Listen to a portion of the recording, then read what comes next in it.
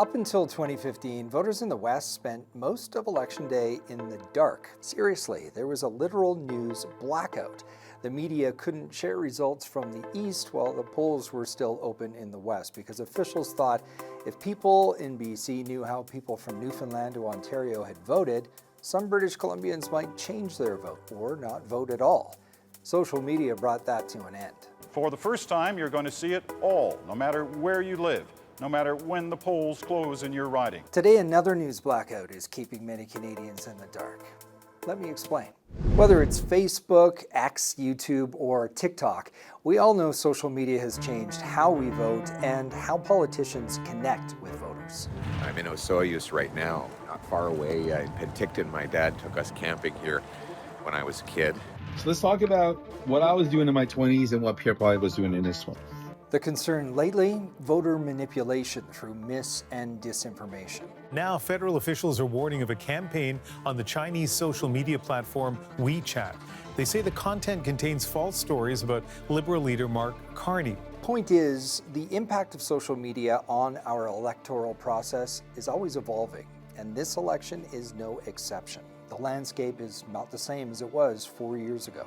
Yeah, I mean, there are these fairly major differences. Angus Bridgman studies this stuff. He heads a Media Ecosystem Observatory, which is a collab between the U of T and McGill. And he's worried about some major changes at Meta, the company that owns Facebook, Instagram, and other platforms. In 2021, Facebook had Canadian Election Integrity Initiative. It was dedicated for the Canadian election. They had data transparency through a platform called CrowdTango, which gave journalists and researchers access to data. Not enough, but some. And if you were a Canadian and you wanted to learn about the election, you could go on Facebook and you could find content from any Canadian news outlet on there. None of those things is true today. That last point about news content is a particularly big deal. Here's why. During this campaign, Bridgman's team has been asking Canadians which platforms they use as a source for political news. Facebook and Instagram, as you can see, are two of the top three, even though Meta banned news content from mainstream media back in 2023. Let that sink in. Most people who use social media for their political news say they're getting it from sites that don't allow news. And Bridgman says most users aren't aware of that, meaning those people may not know what they're missing, and it's a lot. I mean, our estimate last summer was around 11 million fewer views of news articles per day, and which given is considerable. No doubt, and given what's substituted for that, or at least in people's minds, they think they're reading the news. What are your concerns about the current context we're in right now, this federal election? The concern is that we're walking into an election that is incredibly important for the future of our country.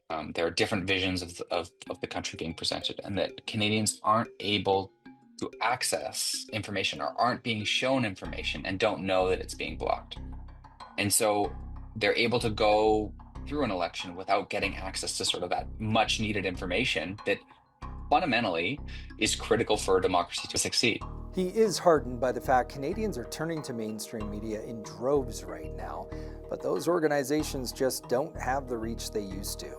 Meta tells us it's committed to ensuring the integrity of the election, though it has no plans to lift its news blackout.